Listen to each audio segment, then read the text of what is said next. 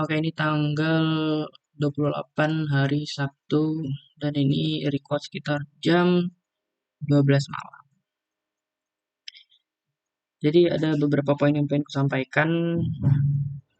Yang pertama, aku pengen menyampaikan insight apa malam ini yang aku dapatkan yang nantinya akan jadi patokan aku ke depannya atau ilmu baru atau hal yang kuterapkan ke depannya.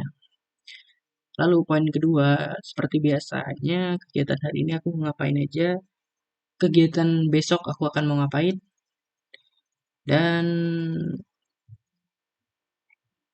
planning ke depan. Planning ke depan itu wajib selalu diulang-ulang agar ingat. Lalu tahap terakhir adalah evaluasi. Oke, yang pertama insight untuk malam ini tadi aku ngedengerin salah satu video yang berjudul Andai Aku 18 tahun, Andai Aku di umur 18 tahun. Nah, di video itu dijelasin bagaimana eh, hal yang harus kita lakukan tuh di umur 18 tahun. Ya, aku tahu aku mungkin terlambat untuk mengetahuinya. Sekarang umur aku 21 tahun. Tapi ya sebenarnya ilmu itu hal-hal seperti itu udah pernah aku dengerin di waktu aku umur-umur segitu juga. Tapi mungkin aku belum nangkep, belum serius, belum masih terdistraksi dengan ya umur-umur segitu memang masih banyak bermainnya, masih masih pengen main-main gitulah dengan teman-temannya dulu. Intinya pikiran dulu tuh mungkin belum terbuka, tapi itu nggak jadi alasan. Oke, di video itu yang pertama yang ku tangkap aja, yang ku inget ya, sebenarnya banyak inget, lupa. Yang pertama, jangan nyalahin orang lain. Mindset orang kaya tuh adalah menyalahkan dirinya sendiri. Kenapa lu menjadi seperti ini? Kenapa sekarang aku baru terlambat menyadari gitu? Ya akal salahku sendiri. Jangan nyalahin orang lain, jangan nyalahin ketika lingkunganmu dulu seperti itu membuat kamu gak berpikir maju atau apapun itu. Jangan nyalahin orang lain. Lalu poin selanjutnya adalah fokus terhadap apa yang kamu udah jadi tujuan gitu. Dia bilang ketika umur 20 minimal kamu udah punya satu tujuan yang ingin kamu lakukan gitu. Dan aku punya satu tujuan yaitu membuat konten produktif seperti ini. Tujuannya adalah satu, untuk memperbaiki diriku sendiri, menaikkan value ku sendiri, lalu uh, sebagai cita-citaku sejak kecil yang ingin jadikan content creator, aku ingin sukses di bidang ini. Jadi tujuanku yang sekarang ini sebenarnya satu paket dan menurutku bagus banget karena sejalan dengan cita-cita dan aku juga ada value yang kuubah dari diriku sendiri gitu. Nah, jadi intinya kau harus memfokuskan tujuanmu yakni menjadi konten kreator. Kamu fokuskan sampai 10-20 tahun ke depan kamu harus tanpa bergeser pemikiran dan keinginan kita tuh.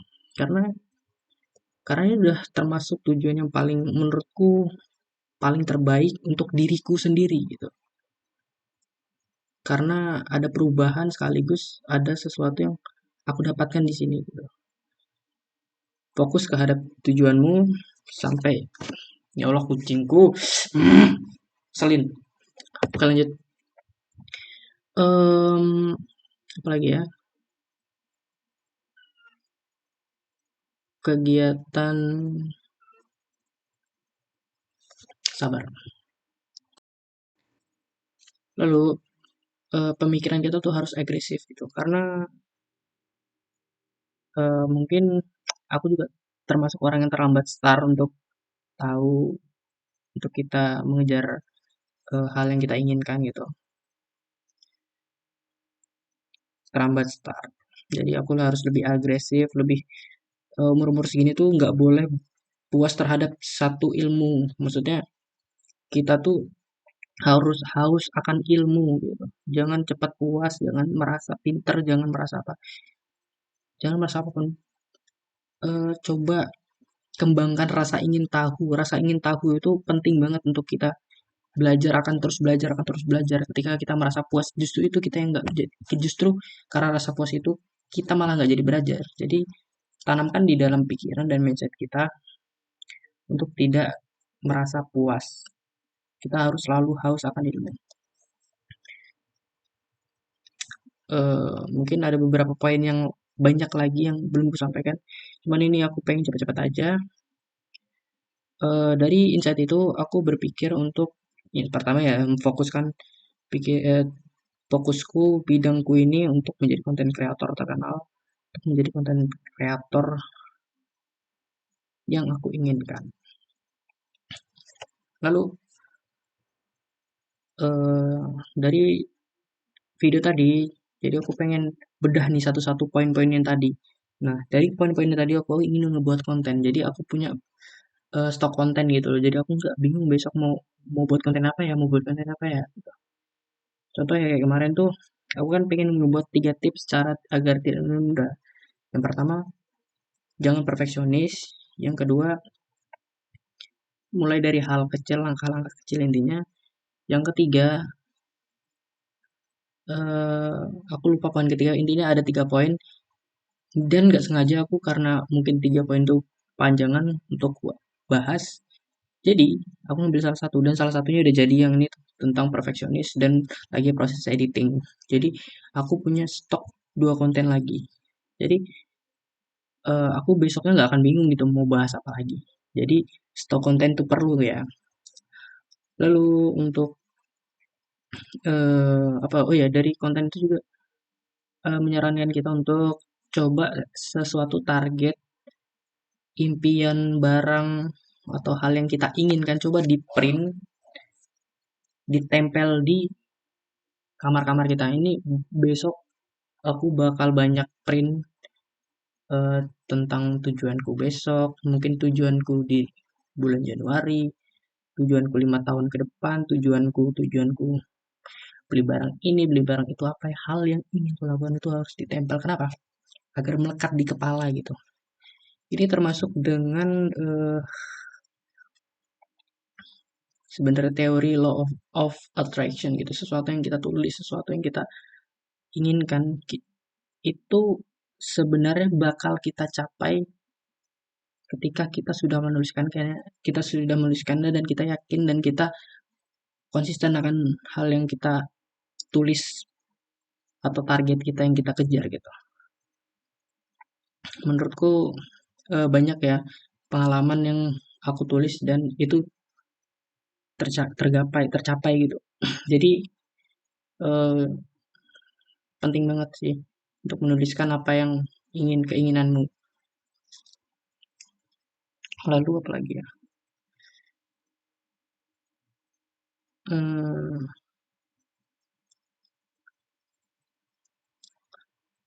lalu aku pengen nyampain apa lagi? Konten. Hmm,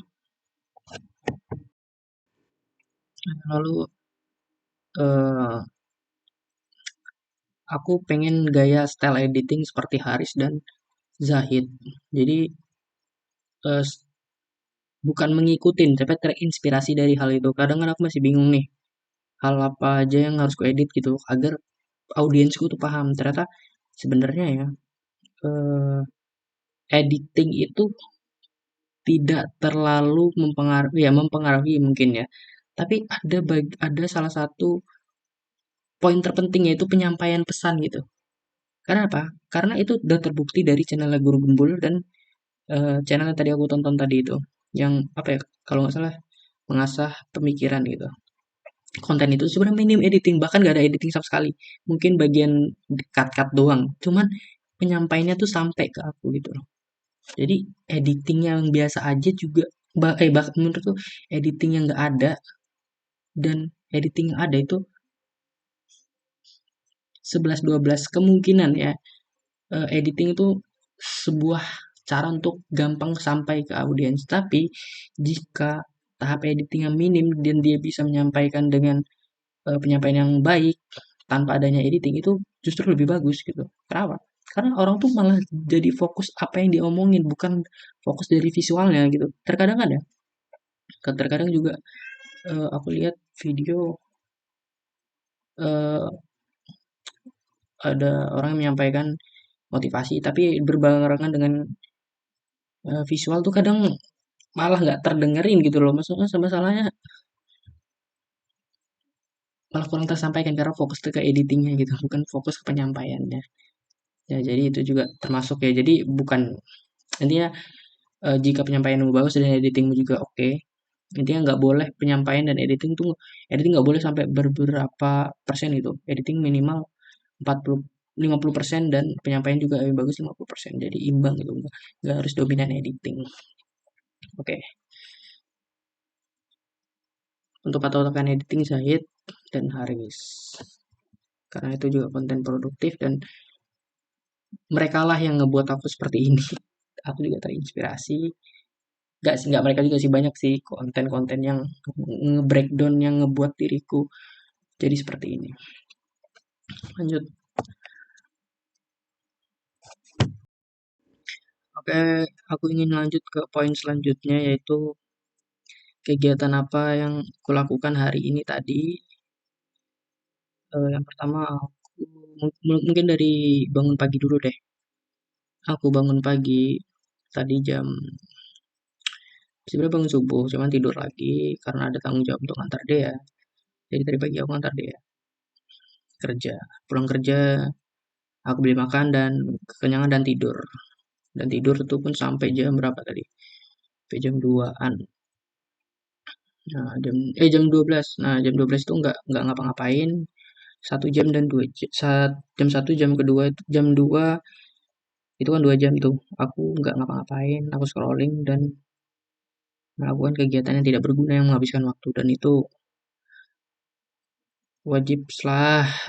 Lalu lanjut. Setelah jam 2 aku mulai melakukan latihan. Latihan tag konten. Ternyata tag konten tuh nggak gampang ya. Jadi berkali-kali aku gagal. Sampai di tahap aku malah akhirnya ya aku menemukan kepercayaan diriku lagi setelah mungkin gara-gara banyak kayak kesalahan aku belajar dari itu. Jadi pas malamnya sekitar jam 7 malam aku tag cuma 1 jam, nggak sampai sejam aja udah selesai gitu. Dan sekarang dan tadi hmm, jam 9 makan sambil ngantar dia juga dan pulang jam 10. Jam 10 lanjut ngedit, ngedit tipis-tipis sambil dengerin eh, video-video motivasi gitu.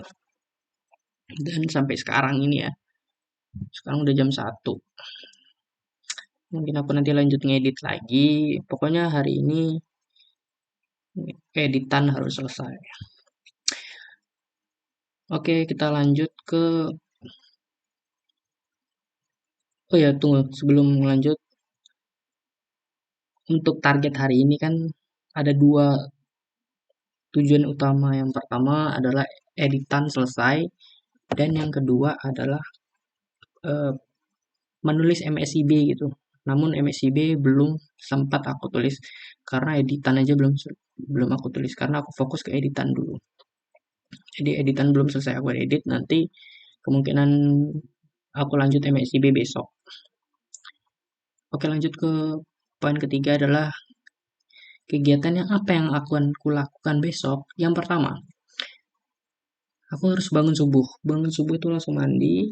Karena apa? Karena jam 7-nya itu ya minimal jam 6 aku bangun dan bersiap-siap karena jam 7-nya aku harus ngantar dia tempat kerja dan setelah ke tempat kerja aku jogging.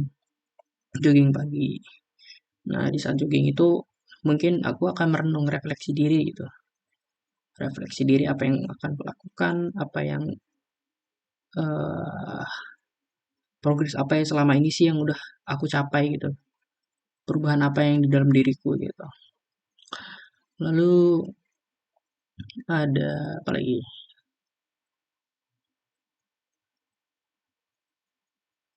Setelah pulang jogging, kemungkinan jam 9 dan jam 9 itu kan malam ini kan selesai editing. Mungkin kita lanjut ke antara menulis MSIB atau editingnya. Kita buat naskah lagi. Oh iya, lebih bagus sih. Aku ingin ya Pak, aku pengennya pagi ya. Ada target untuk dengerin satu video motivasi, lalu aku lakukan repetition of content inside itu. Jadi insight dari konten itu aku ulangi lagi dan buat video kayak gini gitu. Jadi aku nyampein ulang kira-kira pemaham aku sampai apa ya, video yang sudah disajikan itu akankah sampai di pemahamanku gitu, dan ketika aku paham dan aku tuangkan lagi ke abstrak video ini gitu. Jadi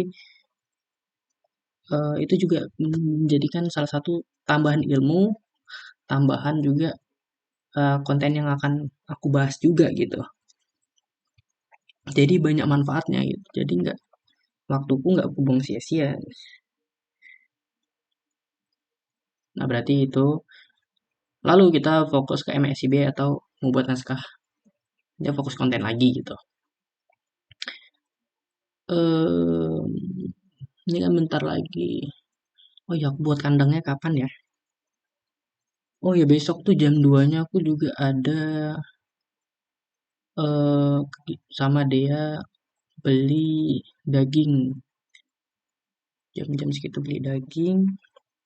Lalu aku mungkin pulang. Nah, pulang tuh lanjut kegiatanku lagi. Kegiatanku apa? Ya, mungkin ya itu. Tunggu, tapi kapan aku melakukan buat buat itu? Buat itu, buat kandang ya mungkin aku lakuin atau pulang ke jogging aja ya. Kayak pulang jogging asik sih aku. Langsung dengerin musik dan buat kandang kucing. Oke, nah, mungkin pulang jogging. Sekalian refresh lah. Lalu jam 2 lalu kegiatan apa lagi ya? Ya sekitar jam 2 kan pulang tuh. Jam 3 lah. Jam 3 pulang aku ngapain?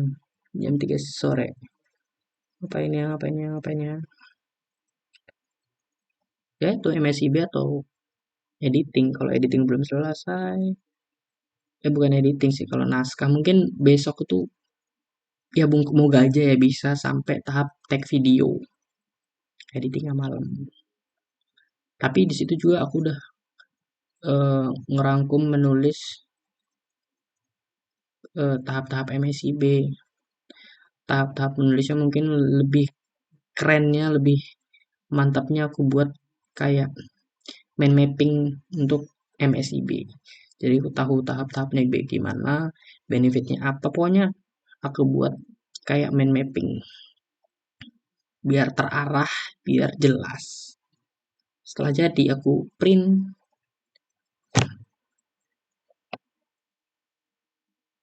Jadi untuk kegiatan besok yang paling paling utama adalah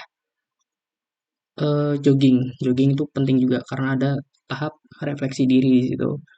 Yang kedua, kandang kucing. Kandang kucing itu penting juga karena kucingku butuh tempat. Yang ketiga, aku mentingin konten dulu ya. Aku pengen naskah konten dan video udah selesai besok. Lalu yang yang keempat itu MSIB. Aku ngebuat mind mapping MSIB karena aku pengen lolos MSIB, aku pengen ngejar MSIB. Udah, mungkin itu aja. Lalu untuk tujuanku adalah untuk target di 2025 ya dulu ya. Aku pengen 25 konten short IG dan TikTok, YouTube itu selesai. Aku pengen lolos MSIB di Pekanbaru dan kerja di semester 6. Yang ketiga aku pengen punya 10 karya desain. Dan yang keempat aku pengen melakukan 25 repetition of content inside gitu. Jadi itu penting. Lalu target kedepannya yang lebih jauh lagi, mungkin 5 sampai 10 tahun lagi aku ingin jadi konten kreator sukses. Karena aku yakin dengan menjadi konten kreator perubahan diriku tuh terlihat. Kenapa? Karena aku konten kreator self improvement, secara nggak sadar aku juga akan improve gitu terhadap diriku, terhadap gaya hidupku, terhadap pemikiranku, terhadap ilmu yang aku dapatkan.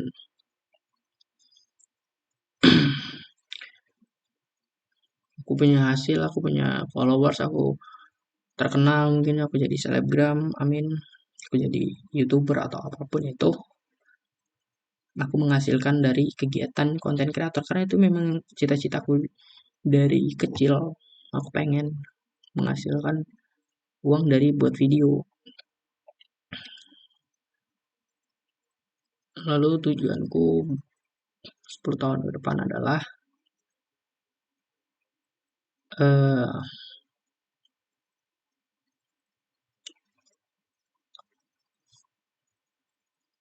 aku pengen bisa ke luar negeri. Awalnya kan aku pengen kuliah di luar negeri. Ya, mungkin juga bisa kuliah di luar negeri. Intinya aku keluar negeri.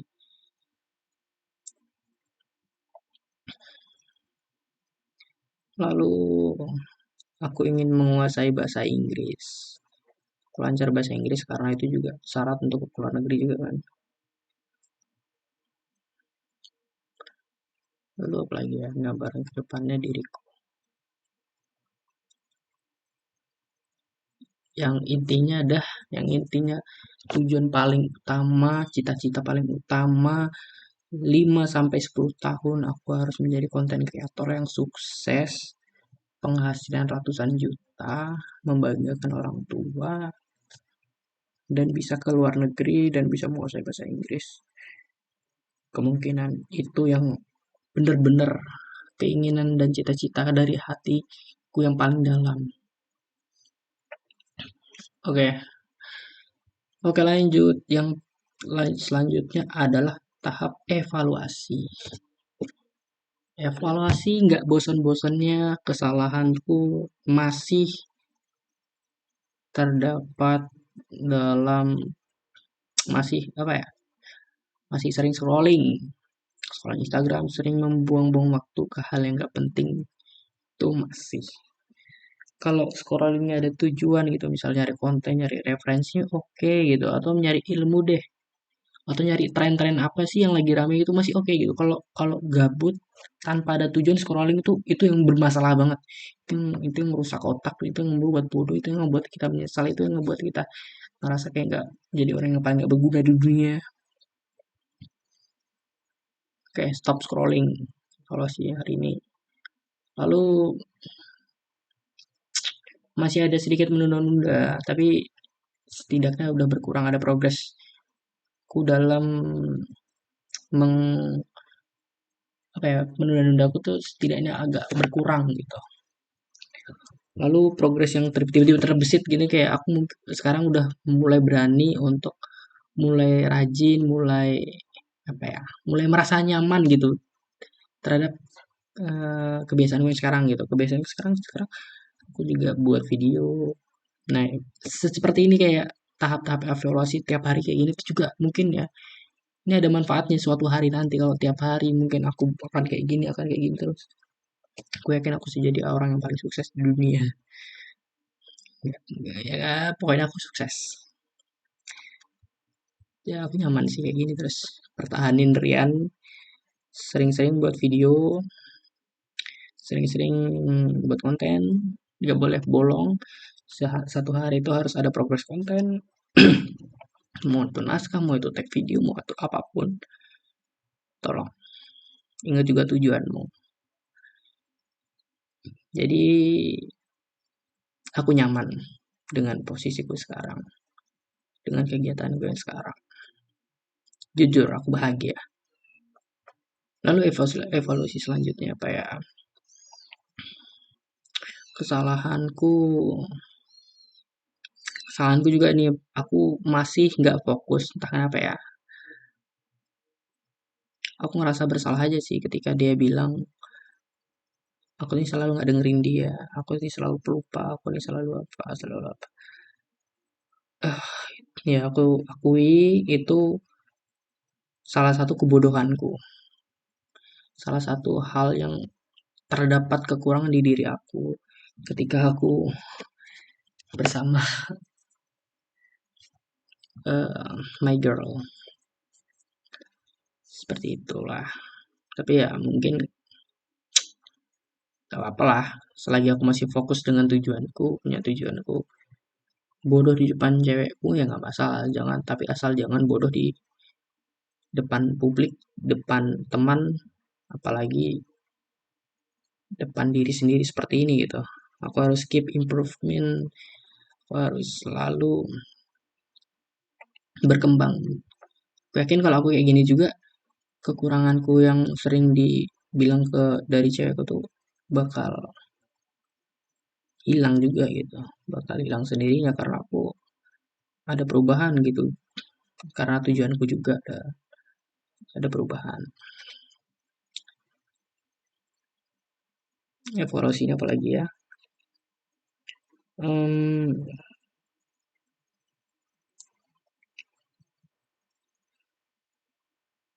Oke, ini mungkin nanti ada dua video yang harus aku